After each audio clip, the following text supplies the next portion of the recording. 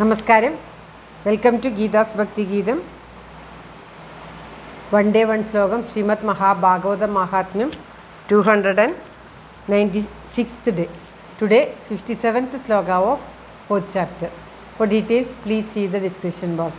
ഗീതാസ് ഭക്തി ഗീതം ഒരു ദിവസം ഒരു ശ്ലോകം. ശ്രീമദ് മഹാഭാഗവത മഹാത്മ്യം 296 ദിവസം. ഇന്ന് 4ാമത്തെ അധ്യായത്തിലെ 57ാമത്തെ ശ്ലോകം. ഓം നമോ ഭഗവതേ വാസുദേവായ.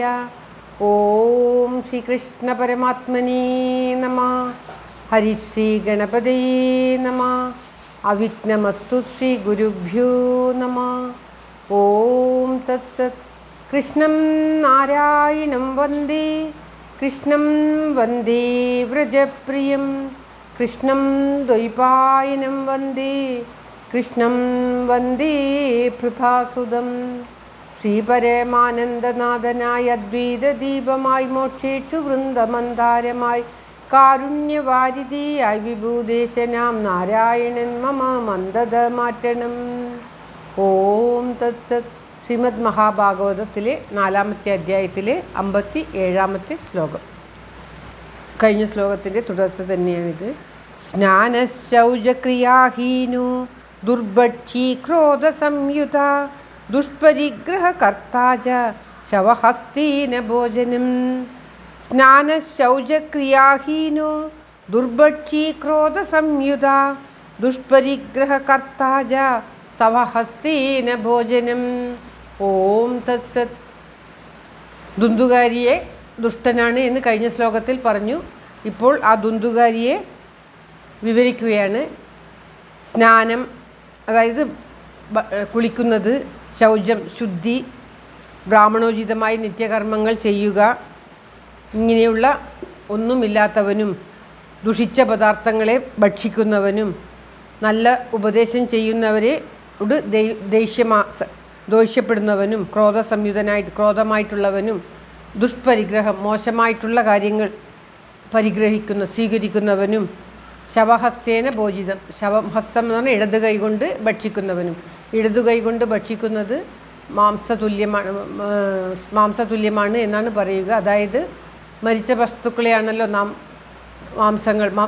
മത്സ്യമാംസാദികളായിട്ട് പറയുന്നത്. അങ്ങനെ മത്സ്യമാംസാദികൾ ഭക്ഷിക്കുന്നതിന് ശവഹസ്തേന ഭോജനം എന്ന് പറയും. ഇടത് കൈയെ ശവം കഴിക്കുന്ന കൈ എന്നുള്ള മാതിരിയാണ് അർത്ഥമാക്കുന്നത്. അതുകൊണ്ട് ഇടതു കൈ കൊണ്ട് ഭക്ഷിക്കുന്നത് ശവഹസ്തേന ഭോജനം, നോൺ വെജ് കഴിക്കുന്നതിന് തുല്യമാണ് എന്നാണ് പറയുന്നത്. അങ്ങനെ ബ്രാഹ്മണന്മാർ മത്സ്യമാംസാദികൾ കഴിക്കാൻ പാടില്ല. അതൊക്കെ കഴിക്കുന്നവനും വേണ്ടാത്ത കാര്യങ്ങൾ 7 പദാർത്ഥങ്ങളെ ബ്രാഹ്മണന്മാർ സ്വീകരിക്കുവാൻ പാടില്ല. അങ്ങനെയുള്ള 7 പ്രധാനങ്ങളും 7 വസ്തുക്കളും സ്വീകരിക്കുന്നവനും ഒക്കെയാണ് ഈ ദുന്ദുകാരി എന്നാണ് ഈ ശ്ലോകത്തിലൂടെ പറയുന്നത്. മഹാദുഷ്ടനായിരുന്നു ദുന്ദുകാരി. ജ്ഞാനിയും പണ്ഡിതനുമായിരുന്നു ഗോകർണൻ എന്ന് കഴിഞ്ഞ ശ്ലോകത്തിൽ പറഞ്ഞു. അതിനുശേഷം ആ ദുന്ദുകാരിയുടെ ദുഷിച്ച സ്വഭാവങ്ങൾ ഈ ശ്ലോകത്തിൽ വർണ്ണിക്കുകയാണ്. ശ്ലോകം ഒരിക്കൽ കൂടി. സ്നാനശൗചക്രിയാഹീനോ ദുർഭക്ഷീ ക്രോധസംയുത ദുഷ്പരിഗ്രഹകർത്താ ച ശവഹസ്തേന ഭോജനം. ഓം തത്സത്. സർവത്ര ഗോവിന്ദനാമ സങ്കീർത്തനം. ഗോവിന്ദ ഗോവിന്ദ.